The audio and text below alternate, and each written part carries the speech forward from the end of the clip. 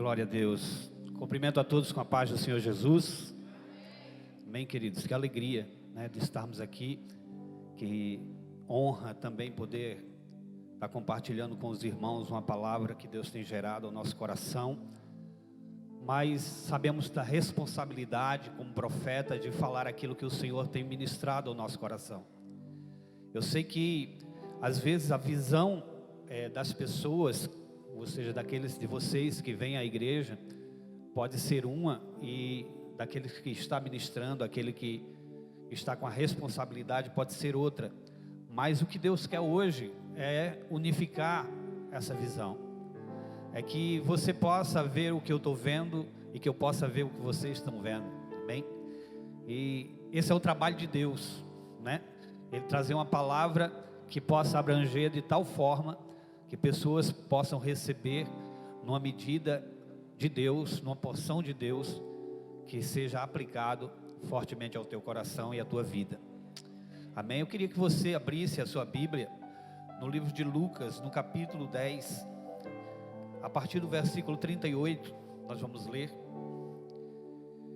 Esse texto tem falado muito ao meu coração, porque estamos vivendo tempos em que de fato se está perdendo alguns momentos importantes, está perdendo tempo com muita coisa, e nós muitas vezes deixamos de dar a importância correta e o tempo correto para as coisas.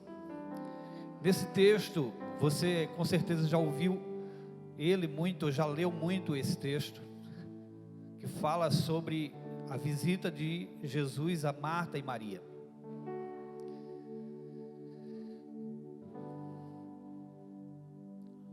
Capítulo 10 de Lucas, versículo 38 em diante, você também pode acompanhar pelo telão. Jesus e os seus discípulos continuaram a sua viagem e chegaram a um povoado. Ali uma mulher chamada Marta o recebeu na casa dela. Maria, sua irmã, sentou-se aos pés do Senhor e ficou ouvindo o que ela ensinava. Marta estava ocupada com todo o trabalho da casa. Então chegou perto de Jesus e perguntou: o Senhor não se importa que a minha irmã me deixe sozinha com todo este trabalho? Mande que ela venha me ajudar. Aí o Senhor respondeu: Marta, Marta, você está agitada e preocupada com muitas coisas, mas apenas uma é necessária. Maria escolheu a melhor de todas, e esta ninguém vai tomar dela. Aleluias. Veja que o texto, ele é muito poderoso, porque existe uma conversa de Jesus, existem indagações, mas acima de tudo, existe algo poderoso envolvendo tudo isso, que é a presença do Mestre naquela casa. Sabe, e Deus falava isso comigo poderosamente, porque uma vez que Jesus, ele foi assunto aos céus, a Bíblia diz que Ele não nos deixou só, Ele enviaria o Consolador, o Espírito Santo. Então você, eu, que nascemos de novo, nós temos a pessoa de Jesus Cristo através do Espírito Santo. E a Bíblia chama que esse corpo é a casa do Espírito. A Bíblia chama que nós somos morada desse Espírito. Então entenda, assim como Jesus chegou naquela casa, o Espírito Santo também chegou nesta casa que é você. Diga amém. Isso é bênção, irmãos, mas eu queria que você parasse para pensar exatamente nesse momento físico de Jesus chegando na casa de Marta e Maria. Provavelmente Marta era a irmã mais velha, porque a Bíblia diz, começa falando que Jesus chegou na casa de uma mulher chamada Marta, que tinha uma irmã.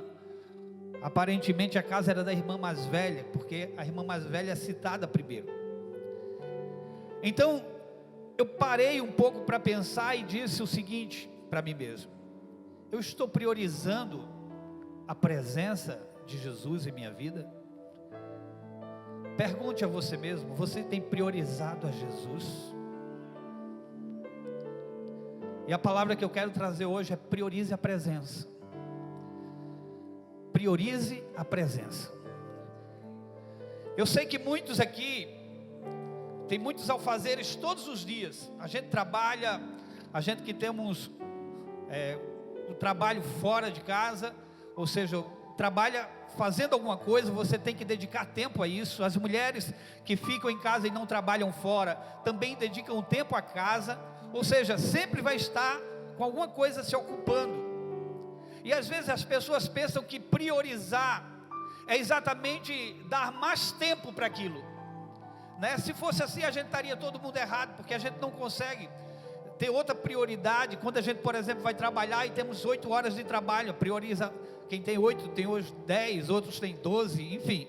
Mas a gente naquelas horas priorizamos o trabalho. Mas priorizar aqui não é o tempo que você dá aquele serviço. Priorizar aqui, irmãos, é o que de fato importa para você. É o que de fato importa. Eu posso estar no meu trabalho, eu posso estar fazendo o que eu estou fazendo, mas entendendo que tudo é por causa do Senhor e para o Senhor. É entendendo que mesmo eu estando fazendo tudo aquilo, eu continuo conectado e continuo entendendo que Ele é a minha prioridade.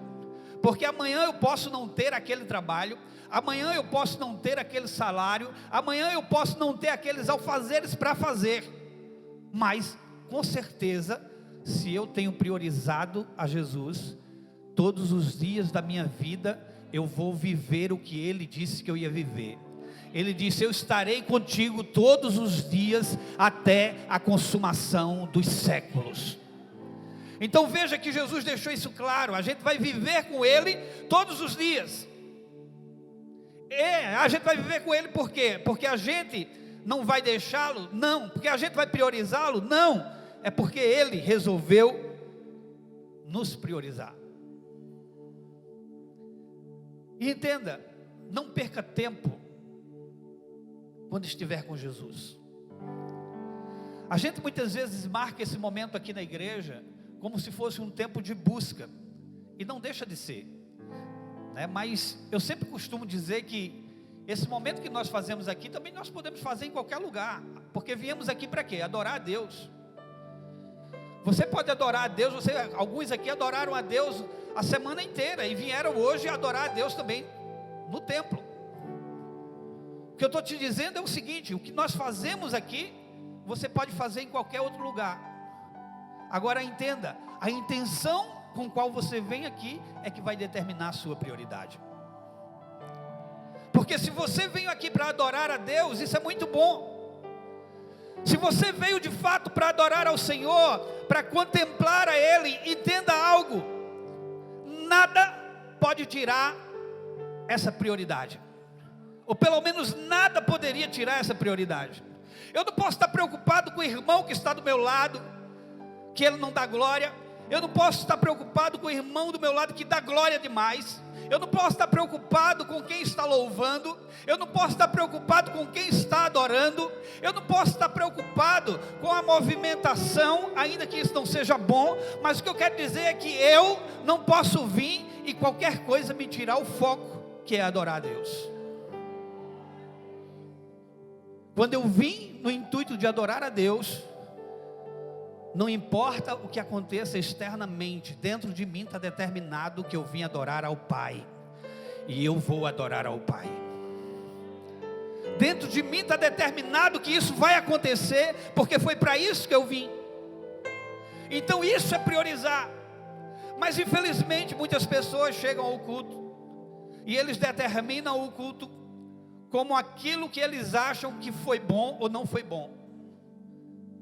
E eles vêm muitas vezes como um crítico para olhar se o louvor foi bem, se o pregador foi bem, se o pregador citou muito o texto, ou se falou dele mesmo, se os irmãos estão bem vestidos, se a igreja dá muita glória, se a igreja tem umas expressões assim, se essa igreja grita muito, se essa igreja é mais calada.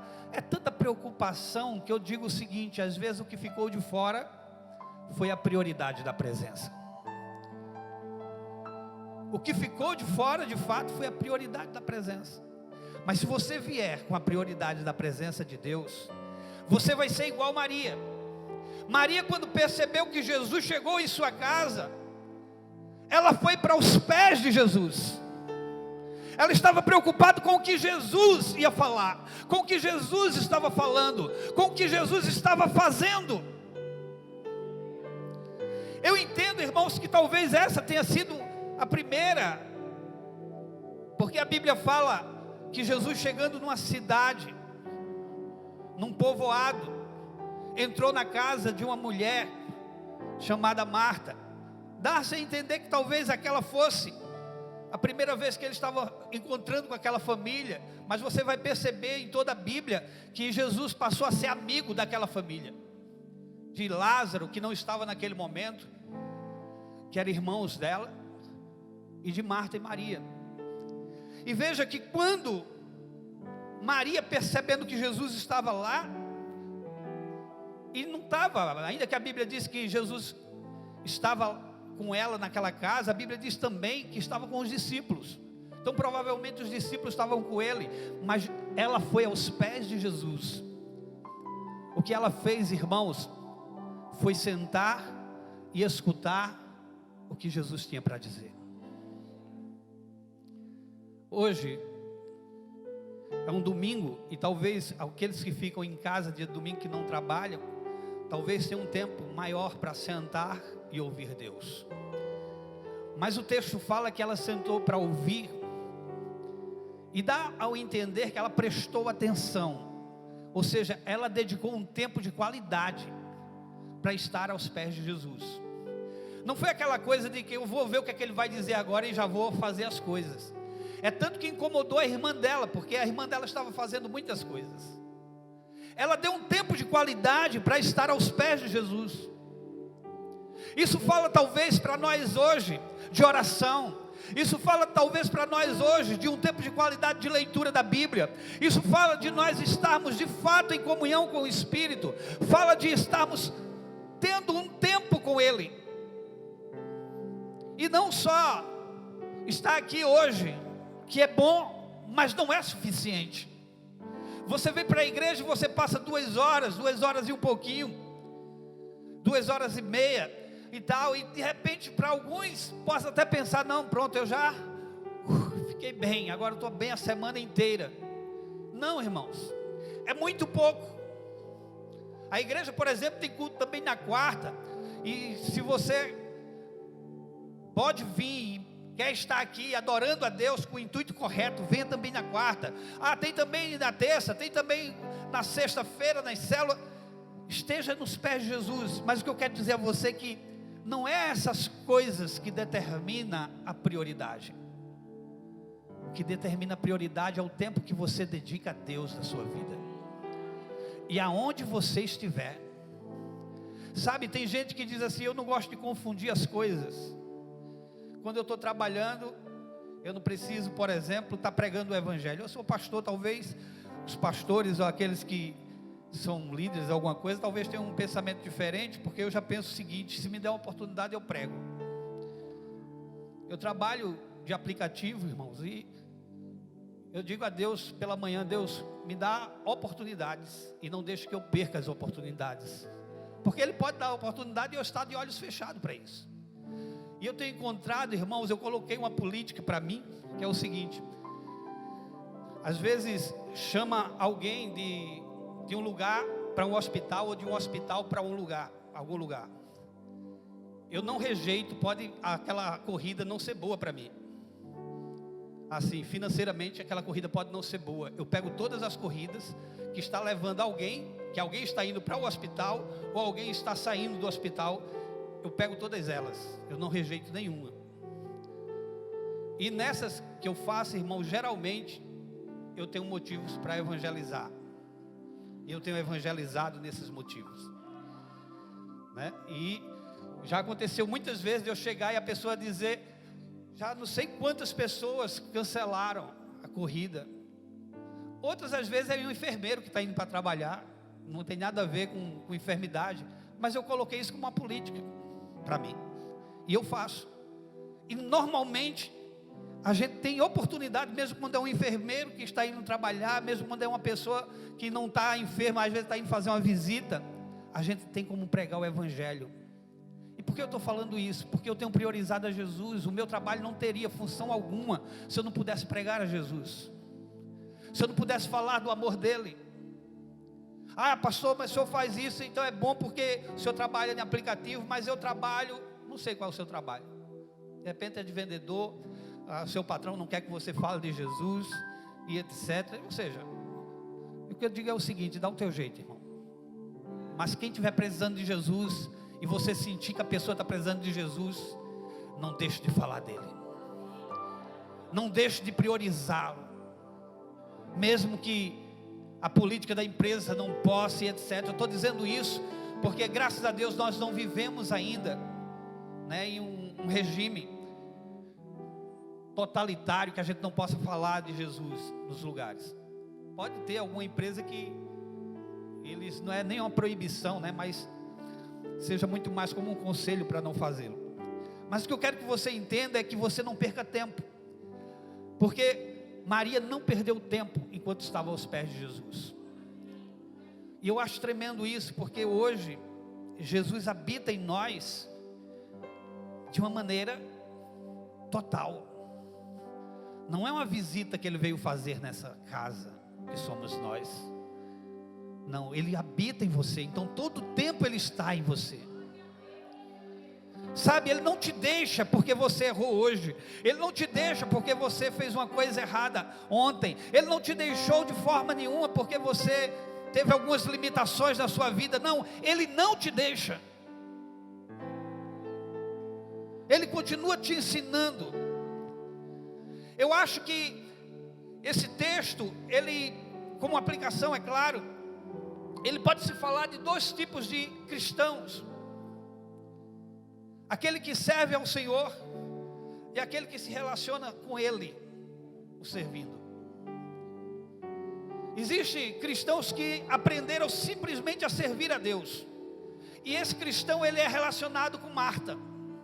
Marta, eu creio, já estava fazendo as coisas dentro de casa, mas quando Jesus chegou junto com os discípulos, ela se sentiu na obrigação de servir a eles. Primeiro porque ela era a mulher, ela e Maria eram as mulheres que estavam naquela casa, e naquela época, essa era a função das mulheres, de servir a mesa.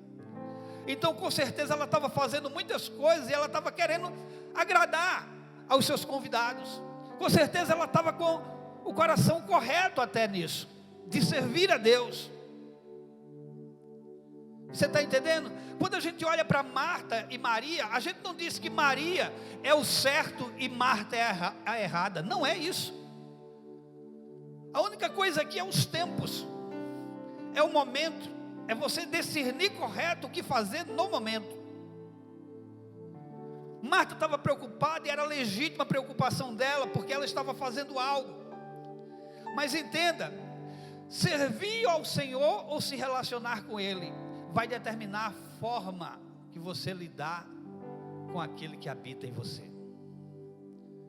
Tem gente que tem servido ao Senhor, e quando ele diz está servindo ao Senhor, eu já vi muita gente falando assim, eu também já falei muitas vezes assim, né? Eu estou fazendo a obra de Deus, e dá a entender que parece que Jesus não acabou a obra e eu estou fazendo alguma coisa porque Ele deixou, ou porque Jesus começou alguma coisa e eu vou ter que terminar. É claro que quando a gente fala isso, a gente não tem essa intenção, mas parece assim. Se eu estiver fazendo a obra do pastor César, é porque ele não está fazendo, entendeu? Se eu estiver fazendo o trabalho de alguém, é porque alguém não está fazendo o trabalho. Então eu digo o seguinte, eu mudei a minha forma de falar isso, e eu digo, eu estou fazendo uma obra com Ele. Eu estou fazendo a obra com o Senhor. Eu não estou fazendo a obra do Senhor. Por quê, irmãos? Porque o Senhor chamou os filhos para estar com Ele nesta obra. Então entenda, Deus te chamou para estar com Ele numa obra primeira que foi consumada. A obra da cruz consumou tudo. Amém? Por isso que Ele disse, está consumado. Mas o que é que Ele então te chamou a fazer? Ele te chamou a fazer exatamente, é de falar deste Evangelho, é de pregar esse evangelho e de pregar esse reino. Porque o reino de Deus, para estar nas pessoas, existe um esforço, existe um trabalho, e para isso Ele te chamou. Mas sobre a obra redentora já está determinado. O que eu quero te dizer é o seguinte: se você servir ao Senhor, sirva da maneira correta, sirva com Ele e não a Ele simplesmente, porque senão você vai trabalhar da seguinte maneira: Deus é o teu patrão e você é um empregado, um servo, que está sempre fazendo aquilo que Ele manda você fazer. Aí eu quero fazer uma pergunta: você acha que consegue fazer tudo que o Senhor manda você fazer? Você acha que consegue ser obediente a tudo que Ele manda você fazer? Eu não consigo, irmãos. Então eu prefiro me relacionar com Jesus da seguinte maneira: eu sou um filho que estou fazendo a obra com o Pai. E como eu sou um filho, eu não sou um filho adulto. Eu sou um filho que estou crescendo nele, e estou querendo fazer as coisas com ele. E sabe, você que tem filho, você sabe muito bem que isso dá um orgulho. Quando você vê o filho fazendo o que você faz, né? Se o pai está lavando o carro e o filho chega lá para querer ajudá-lo, por exemplo, dá um orgulho. Pai, deixa eu lhe ajudar. Ao mesmo tempo dá um orgulho você dizer: vai crescendo que daqui a pouco é você que vai lavar sozinho, né? Vai querer jogar logo para ele. Mas veja, a criança pode até pegar aquela franela ou aquela esponja, passar no pneu do carro e depois passar na lataria. Não é muito correto não, para quem lava carro sabe disso. Ou a esponja cair no chão e depois vai e passa na pintura do carro. Sabe, o pai talvez olhando aquilo ali, talvez não fique muito bom. Mas sabe, só o fato de o filho estar tentando ajudar, o pai vai lá e conserta o que ele está fazendo de errado, e ensina ele a fazer da maneira correta. Esse é o relacionamento que Deus tem com a gente, irmãos. Enquanto nós estamos na obra com Ele, aquilo que a gente vai fazendo que não é o correto, aquilo que nós estamos fazendo que a gente acha que é certo, Ele vai vendo que não é certo, e Ele vai desfazendo e fazendo de novo da maneira correta, e vai nos ensinando como fazer, porque Ele se relaciona com a gente. Ele não é nosso empregado, ou melhor, nós não somos empregados dele. Ele não nos vê como simplesmente empregados. Mas como é que você responde a isso? Se você tratar Deus como o Senhor da sua vida, e sempre for assim na sua vida, Deus vai te responder como Senhor. Mas se você buscar a Deus como um Pai, Ele vai te responder exatamente como um Pai. A resposta de Deus a você é como você estar com Ele, como você lidar com Ele. Então, se você hoje entender isso, você vai compreender que Maria, ela percebeu que a melhor coisa era ficar aos pés de Jesus, e Marta não percebeu isso. Marta poderia sim estar fazendo tudo aquilo, e ainda assim está priorizando a presença de Jesus. Mas veja, o que acaba no texto, acaba com Marta, vamos dizer assim, não é ela estar fazendo as coisas enquanto Maria está aos pés de Jesus. O que realmente não é bom para ela, porque ela vai indagar se Jesus não se importa de ela não estar fazendo nada, enquanto Marta está fazendo tudo. O problema é que enquanto ela estava fazendo suas coisas, estava tudo bem, mas quando ela vai a Jesus e diz: você não se importa de que minha irmã fique aí, enquanto eu faço tudo nessa casa? Ela recebeu talvez a resposta que não queria ouvir, mas é a resposta para todos nós, porque, irmãos, quem vive simplesmente como servo, chega um momento que cansa, e vai chegar um momento que vai dizer: eu não aguento mais fazer isso, eu não sinto prazer nisso.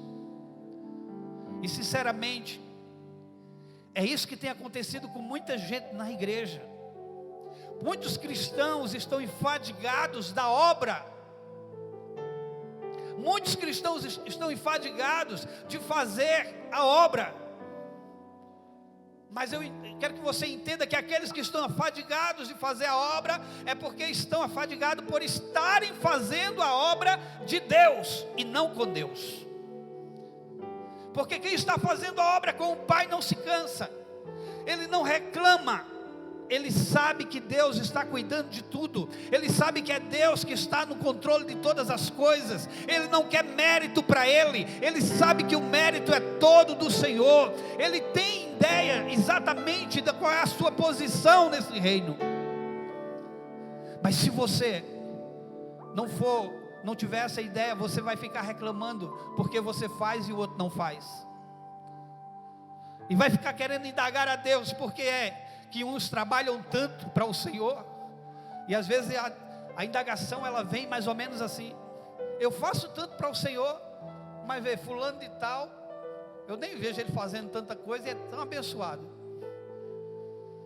Porque o outro aprendeu a descansar em Deus, porque o outro aprendeu a descansar no Senhor, porque o outro faz, mas o que ele faz está em Deus, não está na sua própria força, e por isso não cansa. É esse ponto que você precisa pensar. Se você está envolvido com a obra do Senhor, mas está cansado, sobrecarregado, é porque de repente você está colocando o esforço próprio naquilo que não é para você. Você está querendo fazer por qualquer outro motivo, menos para agradar. Pode ser até para agradar você mesmo. Sabe, eu gosto de pensar assim, porque a gente acaba, na nossa lida diária no Evangelho, muitas vezes as pessoas fazem coisas porque são levadas a fazerem, por se sentirem mal de não estar fazendo nada. Mas eu quero que você entenda algo. Deus te chamou para alguma coisa no reino. De imediato eu quero dizer que Deus não te chamou para você vir à igreja dia de domingo e ficar escutando o louvor, cultuando e etc. Deus não te chamou só para isso. De imediato eu quero te dizer isso. A Bíblia diz que nós somos um corpo, e eu imagino que você, entendendo que é um corpo, você precisa funcionar. Porque se você é parte de um corpo, mas não funciona em nada, automaticamente esse membro desse corpo está com algum problema. Então eu quero que você pense primeiro nisso. Se relacione com Deus, ao ponto de você entender de fato o que é que Deus quer para você, ao ponto de você entender qual é a tua posição nesse reino, e você vai fazer isso com muito gosto, você vai fazer isso com muita alegria, e pessoas vão ser abençoadas porque você está fazendo. E isso vai ser um sinal de que o que você está fazendo é o que Deus quer que você faça. Sabe, irmão, existe uma pergunta, que é uma pergunta existencial. As pessoas não sabem por que estão nessa terra, por que nasceram, qual é o propósito da vida. Mas se elas entenderem exatamente para que foi que ela foi chamada no Senhor, ela vai entender o propósito da vida. Sabe, Deus tem um plano para nós, de pai. E eu que sou pai, por exemplo, eu tenho 4 filhos, e é claro que há um tempo, existia um tempo na minha vida que eu sonhava que meus filhos fossem isso, fosse aquilo, numa profissão, quero dizer. E a minha vontade é que eles fossem aquilo, porque na minha concepção, aquilo que eu estava querendo que eles fossem, era o melhor. E com certeza aquilo que eu estava pensando para eles, era o melhor de alguma maneira. Não sei se era o melhor para a vida deles, no sentido de que eles estariam realizados. Mas eu pensava no futuro deles, como algo que eles não precisassem ter dificuldades. Mas entenda, quase nenhum fez o que eu imaginava. E eu fiquei pensando que essa também é a proposta de Deus para nós. Deus nos fez e preparou. Deus tem um sonho com você, Ele preparou você para alguma coisa. Ele tem sonhado com você em algum lado, nesse reino, e Ele tem preparado, assim, eu tenho isso, meu filho, para você. Se você fizer isso aqui, você vai ser feliz. Só que entenda, eu erro, eu talvez pensei algo para os meus filhos que não fosse o melhor para ele, mas Deus, quando determinou e pensou alguma coisa para você, Ele está certo. O que Ele pensou para você foi o melhor, o que Ele planeja para você é o melhor. E qual é a dificuldade? A dificuldade é eu entender qual é o propósito de Deus e qual é o caminho que eu estou seguindo. Porque às vezes, irmãos, o nosso caminho está sendo mais ou menos assim. A gente começa aqui com Deus, mas a gente vai indo e a gente vai tomando outro rumo, e até Deus fazer isso convergir. Muitas pessoas têm trabalho e ficam dizendo: meu Deus, eu não sei, tudo que eu faço dá errado. Mas às vezes é Deus dizendo assim: é para esse lado e não para esse. É a gente que está querendo sair do propósito, e Deus está nos chamando para o propósito. Talvez seja esse o problema de muita gente ainda estar sofrendo muito no Evangelho. Um dos maiores sofrimentos é exatamente não fazer aquilo que Deus não te chamou para fazer. E aí fica claro, muitas indagações que você pode ficar pensando, mas é muito difícil entender o que é que Deus quer para a gente. Se você escutar o Espírito que está dentro de você, não é. Mas o problema, irmãos, é que nós estamos tão envolvidos com as coisas deste mundo, de certa forma, mesmo sendo cristão e filho de Deus, nós estamos tão envolvidos com tantas coisas, que a gente primeiro pensa no nosso bem-estar, para depois pensar se essa é a vontade de Deus ou não. Às vezes a vontade de Deus não vai trazer de imediato um bem-estar, mas vai trazer uma paz naquilo que você faz. Talvez essa palavra não soe bem em falar que pode ter paz sem estar com bem-estar. No ano 2011, eu saí da igreja lá em Recife e fui para São Paulo. E a minha proposta para mim mesmo, lá em Recife, eu tomava conta de jovens, tomava conta de muitos jovens. Deus tinha me dado a honra, né, e o privilégio de ver uma igreja crescendo, jovens ganhando o bairro, coisas assim grandes. Mas eu saí exatamente quando estava tudo bem. Eu não saí quando estava, mas porque eu estava me sentindo sufocado, era como se eu estivesse me sentindo mal naquela situação, e também por outras coisas que estavam acontecendo. E quando eu fui para São Paulo, eu me lembro, eu queria somente trabalhar. Eu digo, eu vou frequentar uma igreja, mas eu não quero saber de cargo, eu não quero saber de estar... Não, eu vou somente trabalhar, me envolver no trabalho e pronto. Eu comecei a me envolver no trabalho, ia para uma igreja, frequentava, ia todo domingo, os dias que eu podia ir, eu ia. Mas irmãos, acreditem, o trabalho que eu tinha em Recife com jovens, era muito, quem trabalha com jovem aqui sabe muito bem que jovem, eles quando estão em Deus é uma coisa tremenda, entendeu? O inferno não aguenta eles, e quando não estão, você sabe que dá muito problema, e até chegar ao ponto que Deus tinha colocado eles para mim, eu sofri um bocado com eles, mas lá em São Paulo eu estava sentindo falta do sofrimento, porque estava fora do propósito de Deus, porque eu não estava fazendo aquilo que Deus me chamou para fazer. Eu estava sentindo falta das preocupações que eu tinha, eu estava sentindo falta de estar vivendo aquilo que eu vivia lá atrás, e era preocupante. Então é isso aí, talvez explique essa minha palavra. Talvez o que Deus te chamou para fazer de imediato não vai trazer um bem-estar, mas com certeza vai trazer uma necessidade de você estar envolvido com aquilo. O seu espírito vai necessitar estar fazendo aquilo, sabe? E quando eu penso nisso, eu entendo que o que falta de fato para a gente é priorizar a Jesus e deixar secundário todas as outras coisas. Todas as outras coisas em nossa vida precisam ser secundário à presença de Jesus. Todas as outras coisas. É quando você precisa pensar assim: se eu hoje vivesse, se eu não tivesse o trabalho que eu tenho, como eu seria?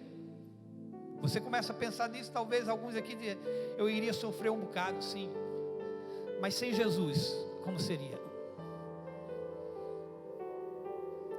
se sem Jesus realmente vai ser muito difícil, ou vai ser impossível, aí você pensa, então eu estou priorizando a Jesus. Mas se você, nesse seu pensamento, você disser, se eu não estiver adorando, se eu não estiver na presença do Senhor, eu vou continuar vivendo do mesmo jeito.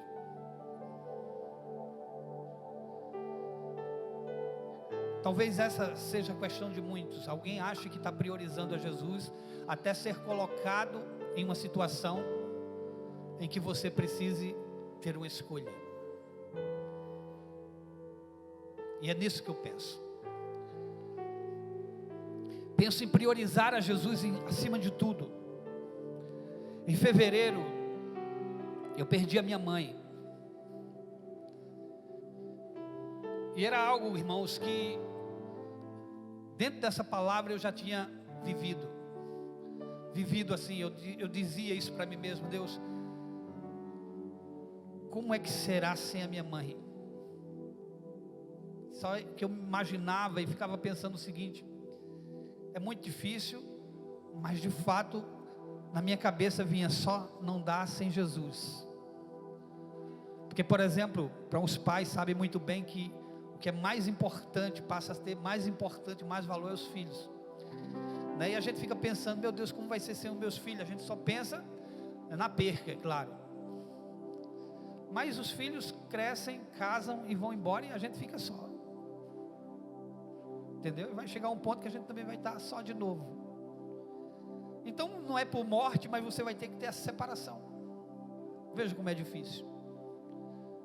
E eu ficava pensando nisso, quando Jesus levou a minha mãe, e eu fiquei pensando, meu Deus, como é bom saber que ela te servia, como é bom saber que ela era tua filha, porque me dava uma tranquilidade.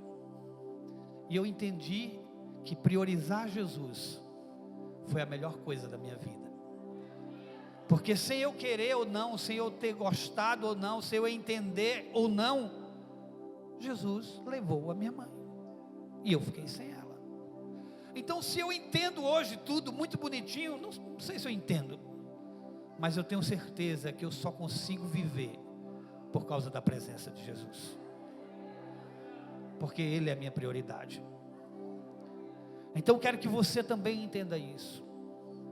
Sabe, a sua esposa é uma bênção, o seu esposo é uma bênção, mas priorize Jesus primeiro. Não pode ser o seu esposo e sua esposa a prioridade. A sua família é uma bênção, tudo é uma bênção, o seu trabalho é uma bênção, mas Jesus é a sua prioridade. Amém? Então lembre-se disso. Se você priorizar a Jesus, você vai entender de fato o que é que Jesus nos chamou a fazer. E eu quero finalizar falando de uma palavra que Jesus falou. Jesus disse: uma coisa só é necessária. Veja, quando Jesus está dizendo isso, irmãos, Ele está dizendo, com uma coisa só você vive. Porque uma coisa só é necessária. Quando Marta veio até Jesus perguntar a Ele por que Ele não se importava dela estar trabalhando tanto e a sua irmã está ali, Ele disse: Marta, Marta, você está preocupada com muitas coisas, mas uma coisa só é necessária. Uma coisa só significava que Marta tinha a oportunidade de não se preocupar com aquilo que ela estava preocupada, e se preocupar com a coisa certa. E o que é a coisa certa, pastor? Veja que Jesus não diz: Marta, Marta, você está preocupada com muitas coisas, e o que você está fazendo é errado. Jesus não falou isso. Jesus não falou que o que ela escolheu era o lado errado, não era o certo para ela naquele momento. Mas o que Jesus estava dizendo é: Maria escolheu essa única coisa que era necessária, e isso não será tirado dela. É como você hoje encontrar alguém que está apaixonado por Jesus, que vive para Jesus, que vive completamente jogado aos pés de Jesus, e você se preocupar e dizer assim: minha filha, acorda, porque a vida não é somente isso, não. A vida não é somente você estar nessa chapação toda aí, não. A vida não é somente esse mover aí que você está vivendo, não. Você ia receber a mesma palavra que Marta recebeu de Jesus. Uma coisa só é necessária, e ela escolheu a melhor parte. E a melhor parte é a presença de Deus. A melhor parte é estar na presença dEle.